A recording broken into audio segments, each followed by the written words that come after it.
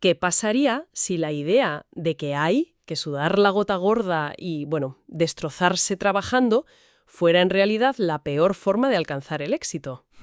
Suena totalmente a contracorriente, ¿verdad? Totalmente. Porque hoy vamos a analizar unos textos en este análisis a fondo que proponen algo radical.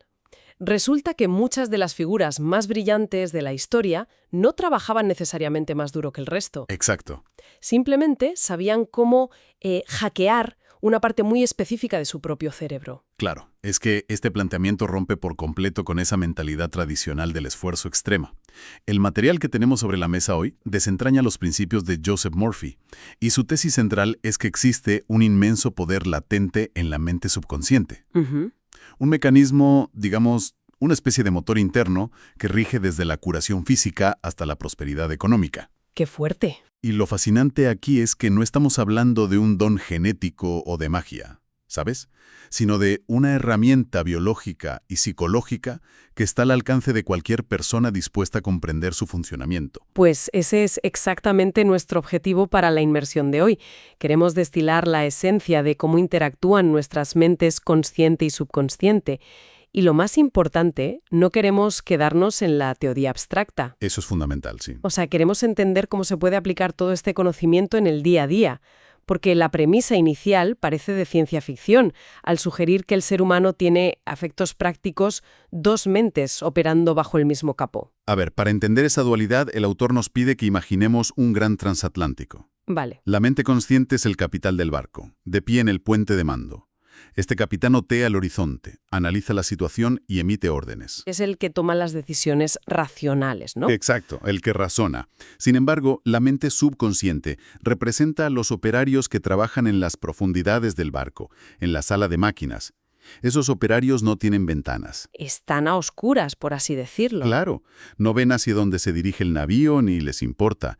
No razonan, no debaten, ni tienen sentido de la ironía. Su única función en la vida es ejecutar a ciegas las órdenes que bajan del puente de mando. ¡Wow! Si el capitán se equivoca y da una instrucción que lleva al barco directo contra los arrecifes, los operarios de la sala de máquinas acatarán la orden con total precisión hasta el desastre final. Es una imagen tremenda. A ver, vamos a desglosar esto un poco. Para traerlo a un terreno más moderno, podríamos comparar la mente consciente con un programador informático y el subconsciente con el sistema operativo de un ordenador. Me gusta esa analogía, sí. Claro, porque el sistema operativo no tiene moralidad ni juicio crítico. No sé para pensar si el código que le acaban de introducir es brillante, si es ético o si contiene un virus destructivo que lo va a borrar todo. Simplemente lo compila. Lo compila y lo ejecuta. Si le metes código basura, te devuelve resultados basura. Pero, a ver, esto nos lleva a un punto que choca bastante. Entiendo la metáfora, pero ¿realmente el subconsciente toma las palabras de forma tan literal? Las toma de una manera absoluta. O sea, el sistema operativo mental no procesa los matices ni las dudas. Por eso el texto subraya una regla de oro inquebrantable. A ver. Jamás se debe terminar una frase con una declaración negativa o limitante. Buf, eso lo hacemos constantemente. Constantemente. Frases cotidianas como «no puedo permitirme esto» o «es imposible que salga bien». El subconsciente las interpreta como comandos ejecutables. En el momento en que la mente consciente emite ese veredicto, el subconsciente detiene cualquier búsqueda creativa de soluciones. Se apaga. Claro, dice, bueno, si el jeje dice que no se puede, pues dejamos de buscar. Tal cual. El autor lo ilustra con el caso de Nina, una estudiante universitaria que paseaba por una zona exclusiva en Beverly Hills y se quedó prendada de un bolso de cuero carísimo en un escaparate. Nos ha pasado a todos. Sí. Su primer instinto lógico fue decirse a sí misma que jamás podría pagarlo, pero recordando este principio, cambió la línea de código. ¿Qué hizo? Se mentalizó y afirmó internamente algo así como «ese bolso es mío, está a la venta y lo acepto mentalmente». Vale, un momento, aquí tengo que hacer un poco de abogada del diablo. Dispara. ¿Por qué esto suena peligrosamente a pensamiento mágico? ¿Me estás diciendo que si yo imagino esta noche que tengo un deportivo de lujo por arte de magia aparecerá mañana aparcado en mi garaje? Porque, a ver, eso echa por tierra toda la lógica. Esa es una objeción fundamental y el texto la aclara muy bien. No estamos hablando de materializar objetos de la nada al estilo de Harry Potter. Menos mal. La mecánica es puramente psicológica y de enfoque. Al cambiar la declaración de «no puedo» a lo acepto, el subconsciente de Nina dejó de bloquear las opciones y empezó a escanear su entorno en busca de oportunidades. Ah, vale. Es similar a lo que en neurociencia se llama el sistema reticular activador ascendente. De repente, empiezas a ver oportunidades que antes ignorabas porque tu cerebro consideraba que no eran relevantes. Claro, como cuando te quieres comprar un coche rojo y de repente solo ves coches rojos por la calle. Exactamente eso. En el caso de Nina, esa apertura mental la llevó a tener una actitud diferente en una cena de despedida esa misma noche con su prometido. El desenlace fue que él apareció con ese mismo bolso como regalo. ¡Qué fuerte! El subconsciente no fabricó el bolso de la nada. Organizó las circunstancias, la actitud y la receptividad necesarias para que esa realidad se manifestara. Sustituir la limitación por la posibilidad fue la llave que abrió la puerta. Visto así, tiene mucho más sentido. Es como si reescribiéramos la orden de búsqueda en el navegador de nuestro cerebro. Pero claro, esto plantea un problema enorme. ¿Cómo entran esas líneas de código a nuestro sistema operativo en primer lugar? Porque vivimos rodeados de negatividad. Totalmente. El material divide estas entradas en dos grandes categorías. Por un lado, la autosugestión, que es lo que nos decimos a nosotros mismos. Nuestro diálogo interno.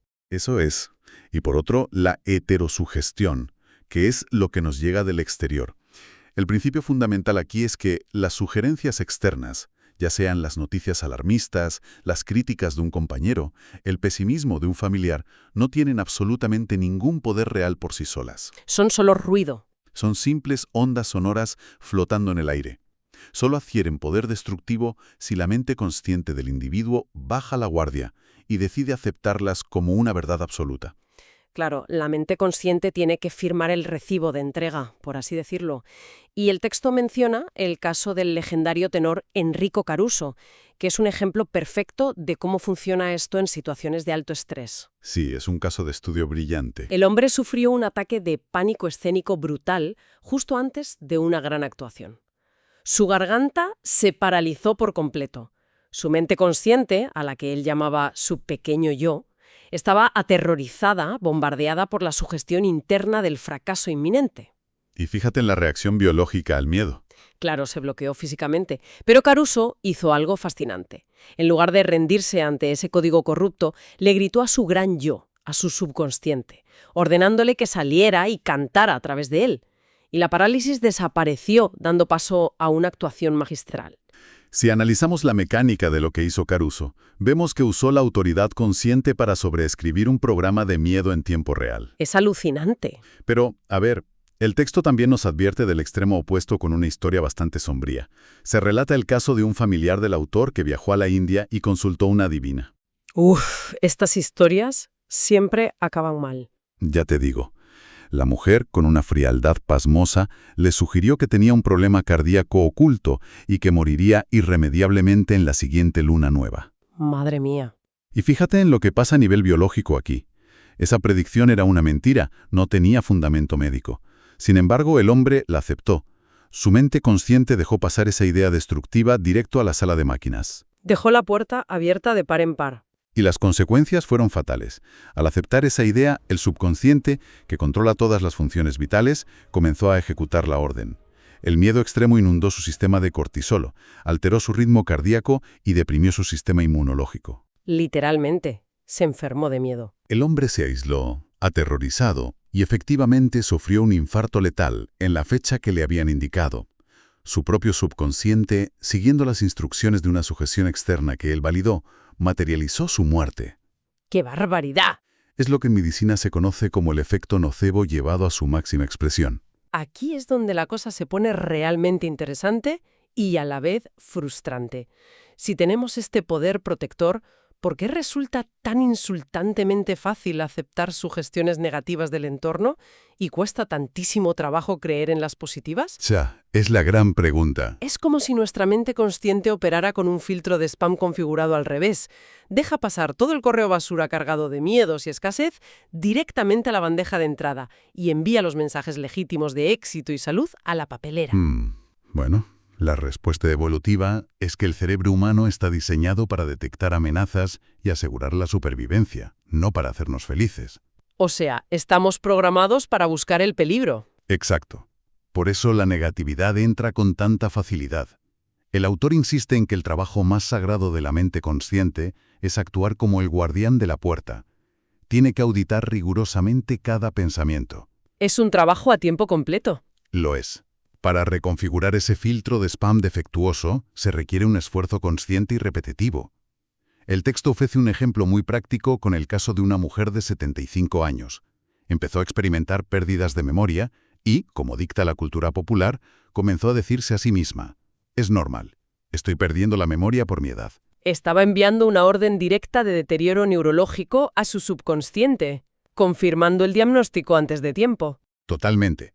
Pero en cuanto comprendió este principio, cerró la puerta a esa sugestión.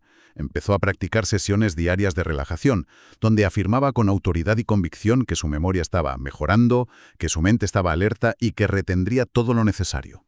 Cambió el chip por completo. Y la clave de esta aplicación práctica es la repetición deliberada. Al repetir este nuevo código varias veces al día, logró saturar el filtro lógico de la mente consciente y plantar la idea en el subconsciente. En cuestión de 3 semanas, su memoria volvió a la normalidad. 3 semanas. Tela. Sobreescribió la sugestión cultural de que vejez equivale a declive mental. Ese nivel de influencia sobre nuestra propia biología es alucinante y nos lleva de cabeza al terreno más profundo del texto, que es el poder curativo. El autor entra en lo que llama la ciencia de la oración o el principio de la fe. Un tema delicado, pero fascinante. Y su argumento es de una lógica aplastante. O sea, si la mente subconsciente fue la fuerza que construyó el cuerpo físico entero a partir de una sola célula dentro del vientre materno, entonces, por definición, contiene el plano arquitectónico perfecto. Claro, tiene el mapa original. Conoce cada nervio y cada tejido y tiene la capacidad de repararlo. Hay un proverbio antiguo que cita el material y que lo resume a la perfección. Dice: el médico venda la herida, pero la inteligencia creativa de la vida es quien la cura. Y para demostrar que esto va mucho más allá de una simple filosofía optimista, el texto nos presenta evidencia histórica asombrosa. Se detalla el trabajo del Dr. James Esdaile, un cirujano escocés destinado en la India en la década de 1840. Vale, ubícame. ¿Qué tecnología había entonces? Hay que situarse en la época. Faltaban décadas para que se descubrieran las bacterias, y no existía la anestesia química moderna. Operar era, literalmente, una carnicería. ¡Uf, qué horror! Sin embargo, el Dr. Esdaile realizó cientos de cirugías mayores, incluyendo amputaciones complejas, usando únicamente anestesia mental mediante sugestión hipnótica. Espera, a ver si lo entiendo. ¿Cortar una pierna y que el paciente no sienta nada, sin usar químicos? ¿Cómo es biológicamente posible? La mecánica es fascinante. Normalmente, cuando un bisturí toca la piel, los nervios envían una señal de dolor extremo al cerebro, y la mente consciente entra en pánico, lo que puede provocar un shock letal. Lógico. Lo que hacía Esdaile, al hipnotizar a sus pacientes, era apartar a la mente consciente, a ese capitán del barco del que hablábamos, del medio. Una vez que la mente lógica estaba silenciada en un estado de trance, Esdaile le daba una orden directa a la sala de máquinas, al subconsciente. ¿Y qué les decía? Les decía: no hay dolor y no habrá infección. Como el subconsciente controla el sistema nervioso autónomo, simplemente apagaba los receptores de dolor en esa zona específica y movilizaba las defensas celulares de forma tan masiva que la mortalidad por infecciones posoperatorias en sus pacientes fue casi nula. Madre mía, es que me vuela la cabeza. El subconsciente inhibió la respuesta inflamatoria perjudicial porque se lo ordenaron, sin interferencias de la mente consciente asustada. A ver, esto plantea un punto muy delicado y me obliga a pisar un poco el freno. Si el subconsciente tiene todo este poder curativo absoluto, alguien que escuche esto podría interpretar que el texto sugiere tirar a la basura los medicamentos, ignorar a los médicos y curarse solo pensando fuerte. ¿Es eso realmente lo que propone? En absoluto, y es vital hacer esa distinción. Qué bueno que lo preguntas. El texto no desprecia la medicina tradicional ni la ciencia en ningún momento. Lo que explica es el mecanismo subyacente de cualquier curación. Vale. Si te rompes un brazo, necesitas que un traumatólogo te coloque los huesos en su sitio y te ponga una escayola.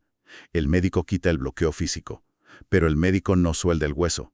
Quien genera las células nuevas y suelda el tejido es la inteligencia subconsciente de la vida. O sea, la medicina y el subconsciente trabajan juntos. Exactamente.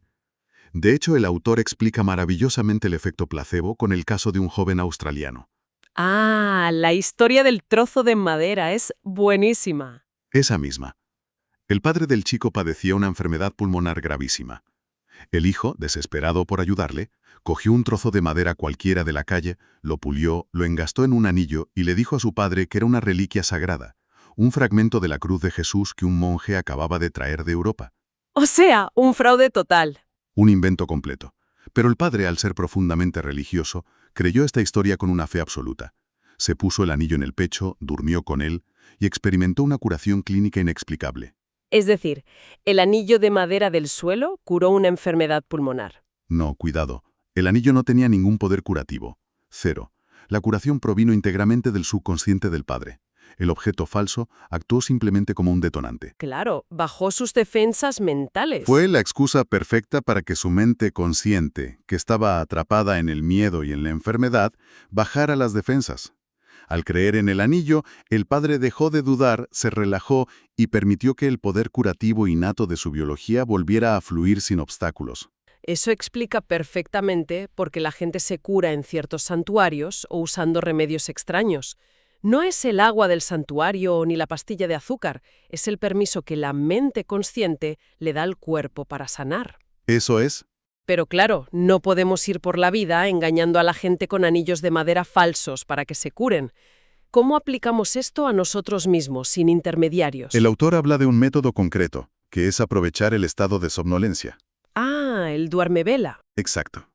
Nos cuenta el caso de un joven oftalmólogo que consiguió evitar una cirugía en sus propios ojos. Cada noche, justo en ese estado de duermevela antes de quedarse frito, imaginaba con todo lujo de detalles a su médico personal mirándole a los ojos y diciéndole, esto es un verdadero milagro. ¿Y por qué hacerlo precisamente en ese momento de quedarse dormido? Porque la somnolencia es la manera natural de desactivar temporalmente el filtro de spam. Cuando estamos medio dormidos, la mente lógica, crítica y analítica está agotada, ya no tiene energía para discutir ni para decir, uy, esto es imposible. Claro, el capitán del barco se va a dormir. Tal cual. Las puertas de la sala de máquinas están abiertas de par en par. Si en ese preciso instante introduces una imagen vívida de salud o de resolución, la idea pasa directamente al subconsciente, sin enfrentar resistencia. Y durante toda la noche, mientras duermes, tu sistema operativo trabaja procesando esa instrucción. Es fascinante. Y lo que me parece brillante es que esta misma mecánica de la somnolencia y la reprogramación no se limita solo a curar el cuerpo. El texto da un giro tremendo y aplica exactamente las mismas reglas al mundo de los negocios, la riqueza y la prosperidad. Así es, cambia de tercio completamente. La premisa es tajante. La riqueza es, fundamentalmente, una convicción interna, una imagen en ese cuarto oscuro de la mente. El autor llega a afirmar que la pobreza es, en su raíz, una enfermedad de la mente. Y se basa en la idea de que la verdadera riqueza no proviene de sudar hasta la extenuación, sino de aplicar el conocimiento correcto que reside en el subconsciente. Hay una anécdota muy buena sobre esto, ¿no? Sí, para ilustrarlo, el material usa una anécdota muy reveladora sobre un técnico de calderas. Un propietario tiene el sistema de calefacción estropeado en pleno invierno. Llama a un experto quien llega, escucha el ruido de la maquinaria durante unos minutos, saca una herramienta, cambia una pieza diminuta y hace que todo vuelva a funcionar perfectamente. Lo arregla en 5 minutos. Eso es. Y cuando pasa la factura, cobra $200. El dueño, indignado por lo que le parece un robo, le exige un desglose, argumentando que la pieza no puede valer más de $2. Y la respuesta del técnico es oro puro. Le dice, le cobro $2 por la pieza material y $198 por saber exactamente dónde colocarla. Exacto. Es la prueba de que el valor real está en la inteligencia y en la solución, no en el esfuerzo físico ciego. Si el dueño hubiera intentado arreglarlo a base de fuerza bruta, seguramente habría destrozado la caldera. Y en esta búsqueda de la prosperidad, el texto lanza una advertencia que no se puede pasar por alto. La envidia es el bloqueador de riqueza más destructivo que existe. La envidia, deporte nacional. El autor explica que criticar a quienes tienen éxito económico o sentir resentimiento hacia ellos es una forma de autosabotaje brutal. La ley mental es simple. El subconsciente no puede atraer hacia tu vida aquello que tu mente consciente está condenando. Entonces, ¿qué significa todo esto? Para visualizarlo, podríamos pensar en la mente como un huerto. Sentir envidia del éxito financiero de otra persona es exactamente igual que beber veneno y esperar que el daño lo sufra la cuenta bancaria del vecino. Es una analogía perfecta. Es completamente irracional. Solo te arruina a ti. Las malas hierbas solo van a destruir tus propios cultivos, porque están plantadas en tu terreno. Entonces, si alguien nos escucha y se da cuenta de que tiene este patrón destructivo, de que le da rabia, el éxito ajeno, ¿cómo se desinstala ese virus del sistema en los negocios o las finanzas? Esto plantea una pregunta importante. Y la aplicación diaria que recomienda el autor es radical, pero súper efectiva. Hay que empezar a bendecir genuinamente la abundancia ajena. Parece fácil decirlo. Cuesta, ¿eh? Pero si ves a un competidor prosperar y sientes esa punzada de irritación, tienes que detener el pensamiento conscientemente y desearle un éxito aún mayor. Al hacer esto, no lo estás haciendo por él, lo estás haciendo por ti. Estás reescribiendo el código de tu subconsciente, enviándole la señal de que la riqueza es algo positivo y deseable, lo que le permite empezar a generar oportunidades para ti. Vale. ¿Y para los negocios del día a día? El método sugiere usar la mente consciente solo como el motor de arranque. Hay un ejemplo buenísimo sobre esto aplicado al sector inmobiliario, a la venta de una casa. A ver. En lugar de dejarse arrastrar por el pánico de la competencia feroz, mirar las noticias económicas y agobiarse por si el mercado está mal, el vendedor debe cambiar el enfoque. La técnica consiste en afirmar con absoluta tranquilidad que la inteligencia infinita del subconsciente está en ese mismo momento atrayendo al comprador perfecto. Alguien que realmente la quiere. Alguien que necesita exactamente esa casa, que le va a encantar vivir allí y sobre todo que dispone de los medios financieros para comprarla sin problemas. Al visualizar a ambas partes uniéndose en un acuerdo perfecto, un orden divino, como lo llama, el vendedor elimina la ansiedad. Opera desde la certeza. Delega el estrés. Cambia el paradigma del control, claro.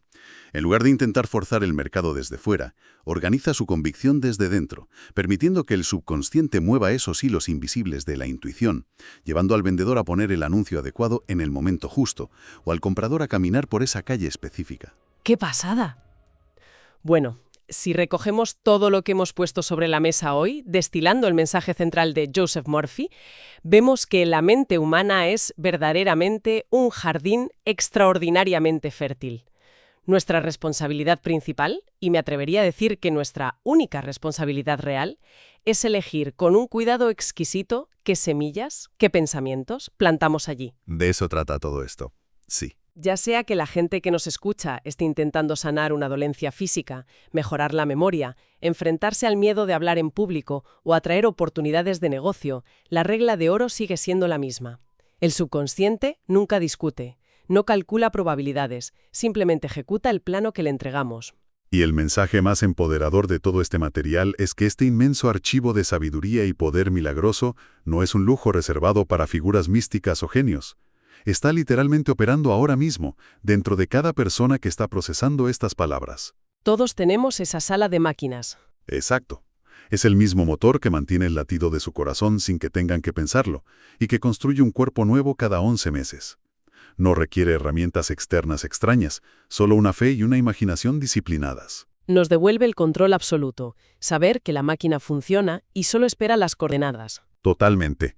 Y para cerrar me gustaría dejar una última reflexión, algo que el texto aborda con los conceptos del tratamiento a distancia y el subconsciente colectivo. Ah, sí, cuéntanos. Relata historias como la de una mujer que logró influir en la sanación de su madre a miles de kilómetros, o casos de sueños premonitorios de desastres. Asume que, en las capas más profundas de la mente subconsciente universal, no existe el tiempo ni el espacio, y que todos estamos conectados a este mismo motor creativo. Vale, ¿te sigo?